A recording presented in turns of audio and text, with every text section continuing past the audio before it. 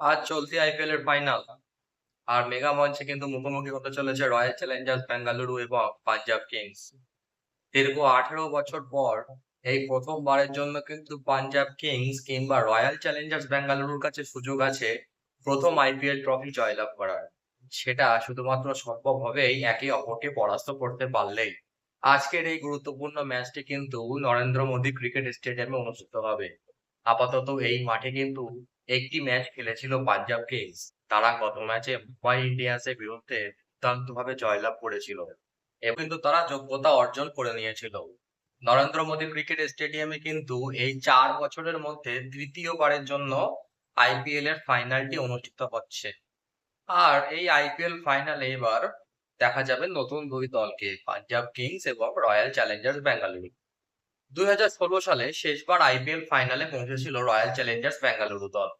সেবার কিন্তু সানরাইজার্স হায়দ্রাবাদের বিরুদ্ধে পরাস্ত হতে হয়েছিল রয়্যাল চ্যালেঞ্জার্স বেঙ্গালুরু দলকে। অন্যদিকে 2014 সালে কলকাতা নাইট রাইডার্সের বিরুদ্ধে ফাইনালটি খেলেছিল কিংস ইলেভেন পাঞ্জাব। তৎকালীন দলের নাম ছিল কিংস ইলেভেন পাঞ্জাব, তবে বর্তমানে সেই দলটির নাম পাঞ্জাব কিংস। তো এই দুই দল কিন্তু দীর্ঘ সময় বাদে আবার ফাইনালে পৌঁছেছে। দীর্ঘ 11 বছর বাদে প্লে অফের টিকিট পাকা করে এবং ফাইনালে পৌঁছানোর রেকর্ড কিন্তু গড়লো পাঞ্জাব কিংস।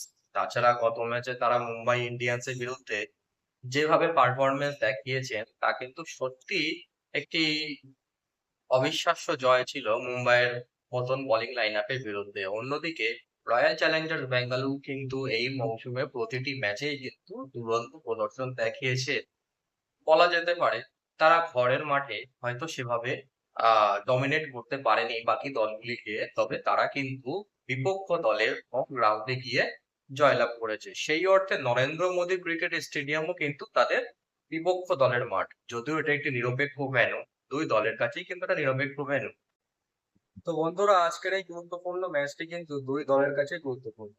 এবার বলতে গেলে পাঞ্জাব কিংস তারা কিন্তু প্রথম কোয়ালিফায়ারে রয়্যাল চ্যালেঞ্জার্স বেঙ্গালুরুর কাছে পরাস্ত হয়েছিল।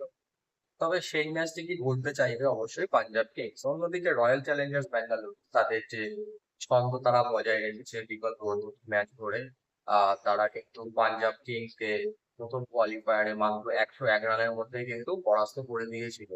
অর্থাৎ 101 রানের মধ্যেই অল আউট করে দিয়েছিল এবং তারা কিন্তু 10 ওভার বাকি থাকতেই সহজেই কিন্তু চেস সম্পন্ন করেছিল।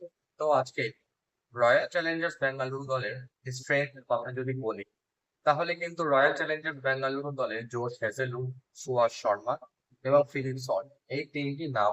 আর এই তিনটি নাম কিন্তু গুরুত্বপূর্ণ ভূমিকা আজ পালন করবেন। প্রথম কথা জোশ হেজেলউডকে নিয়ে বলতে গেলে, তিনি কিন্তু যখন পাঞ্জাব এবং বেঙ্গালুরু এই সিজনে প্রথম ম্যাচটি খেলেছিল তখন কিন্তু হেজেলউড প্রথম ম্যাচে 3 উইকেট নিয়েছিলেন।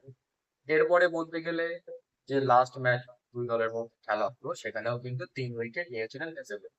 তাহলে 2 ম্যাচ অর্থাৎ 3টি ম্যাচ তিনি খেলেছেন। মাঝের ম্যাচটিতে সেভাবে তিনি পারফরমেন্স দেখাতে পারেননি। তবে বাকি যে 2টি ম্যাচ ছিল সেই 2টি ম্যাচে কিন্তু দুর্দান্ত বোলিং করেছেন হেজেলউড। এছাড়া পাঞ্জাব দলের সবথেকে যদি বলতে গেলে কমফোর্টেবল ব্যাটসম্যান বা ইনফর্ম ব্যাটসম্যান শ্রেয়াস আইয়ারকে কিন্তু তিনি 3 বার সরি এই মৌসুমে কিন্তু 2 বার ফাঁসিয়েছেন। তো মেগা ফাইনালে কিন্তু শ্রেয়াস আইয়ার বনাম জোশ হেজেলউডের একটা দুর্দান্ত লড়াই দেখা যেতে পারে। এছাড়া সুয়াস শর্মার কথা বলতে গেলে তিনিও কিন্তু শেষ 2 ম্যাচে তিনটি করে 6টি মোট উইকেট নিয়েছেন আরসিবির এগেইনস্টে। এবার ফিলিপ সল্ট কিন্তু ফাইনালের মঞ্চেই প্রথমবার আইপিএল এ খেলবেন। এছাড়া শেষ যে ম্যাচটি হয়েছিল পাঞ্জাব কিংসের এগেইনস্টে সেই ম্যাচেও কিন্তু সল্টের পারফরমেন্স ছিল খুবই ভালো। তো এই তিনজন খেলোয়াড়কে কিন্তু সতর্কতার সাথে দেখতে হবে পাঞ্জাব কিংসকে। অন্যদিকে আমি যদি বলি পাঞ্জাব কিংসের কথা, পাঞ্জাব কিংসের দিক থেকে রয়েছেন আর্শদীপ সিং, যিনি কিন্তু ফিলিপ সল্টকে গত 3 বারের মধ্যে 2 বার কিন্তু প্যাভিলিয়নে ফিরিয়েছেন। এছাড়াও বিভিন্ন টি-20 ম্যাচে কিন্তু আর্শদীপের এগেইনস্টে সেভাবে সফল হননি তিনি। এবার বলতে যাই যদি ইউজুভেন্দ্র চাহালের কথা, তিনি কিন্তু বহুত এক্সপিরিয়েন্স ওয়ালা একজন খেলোয়াড়। আর মেগা মঞ্চে তিনি অবশ্যই চাইবেন তার প্রথম শিরোপা জয় করতে। এরপরে বলতে গেলে যে তৃতীয় যে নামটি সেটি হলো ক্যাপ্টেন শ্রেয়াস আইয়ার। শ্রেয়াস আইয়ার এই মৌসুমে যেভাবে ক্যাপ্টেন্সি করেছেন, তার পাশাপাশি যেভাবে ব্যাটসম্যান হিসেবে দলকে সামনে থেকে নেতৃত্ব দিয়েছেন তা কিন্তু সত্যি একটি প্রশংসনীয় বিষয়। তো এই পরিস্থিতিতে দেখার বিষয় কোন দলের ভাগ্য আজ উজ্জ্বল হয়। আজ কিন্তু নরেন্দ্র মোদী ক্রিকেট স্টেডিয়ামে নজর থাকবে সারা বিশ্বের মানুষেরই, এবং ভক্তরা হয়তো চাইবে বিরাট কোহলিকে প্রথমবারের জন্য আইপিএল ট্রফি জিততে দেখতে।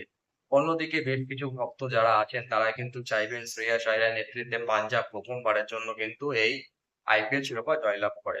তবে এখন দেখার বিষয় কোন দল আজ জয়লাভ করে। তো তোরা কমেন্ট করে জানা আজকের ম্যাচটি কোন দল জয়লাভ করতে চলেছে।